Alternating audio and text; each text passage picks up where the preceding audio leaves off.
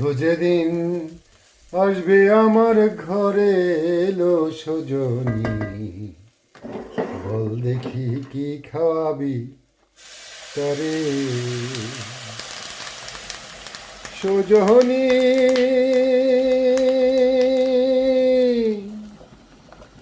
আমার বাড়ি আসলে বন্ধু বসতে দিব পীরা, জলপান করিতে দিব শালি ধানের চিরা,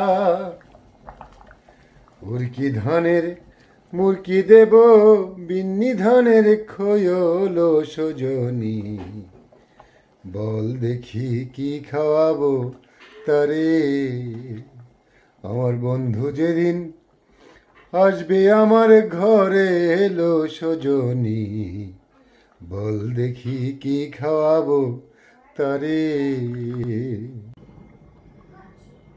আসসালামু আলাইকুম, ওয়েলকাম টু দীপাস ব্লগ। আজকে একটা ছোট্টখাটো একটা ব্লগ করব আপনাদের জন্য। কি কি রান্না করেছি আজকে দুপুরের জন্য। আমি এখানে হাঁসের মাংস বোনা করে রেখেছি, আর ধনিয়া পাতা ভর্তা করব, এই জন্য ভেজে রেখেছি। আর করব হচ্ছে খিচুড়ি। খিচুড়িটা এখনও হয় নাই, খিচুড়িটা হলেই আমি ধনিয়া পাতাটা শুধু বেটে নিলেই হয়ে যাবে, টাইম লাগবে না। তারপরে ইনশাল্লাহ আমরা খাবো সবাই মিলে। দেখা যাক কেমন হয়, আর আপনাদের সাথে শেয়ার করব। লকডাউনে আসলে কিছুই করার নাই। আল্লাহর রহমতে আমার রান্না বান্না শেষ হয়েছে, এখন আমরা খাবো সবাই। এই যে আজকে খিচুড়ি, ধনিয়া পাতার ভর্তা, চাপার ভর্তা আর হাঁসের মাংস বোনা, এটাই আমাদের আজকের মেনু। আলহামদুলিল্লাহ, দেখা যাক কেমন হয়েছে, খাইতে টেস্ট কেমন হয়েছে এটার উপরে কষ্ট নির্ভর করবে। চলো আমরা খাই, আসো শুরু করো। দেখি কি বানাইছো। দেখো কাপাসিয়ার মতো হয়েছে নাকি? পুরা কাবাসা স্টাইলতে বানাইছো দেখি। কাপাসিয়া ভর্তা বাড়তি কই এই যে এটা হচ্ছে ধনিয়া পাতার ভর্তা বানাইছি আজকে। ধনিয়া পাতা আর কি, আমরা কাপাসিয়ার ভাষায় কথা কই, আমরা তো আসলে এত শুদ্ধ ভাষায় কথা বলি না, তাই না হারিয়ানা? আমরা তো দিয়া কই কাবাসা বরস পাতা। হ্যাঁ, বরস পাতা পাতা। কেমন হয়েছে? Thank you. আসলে তো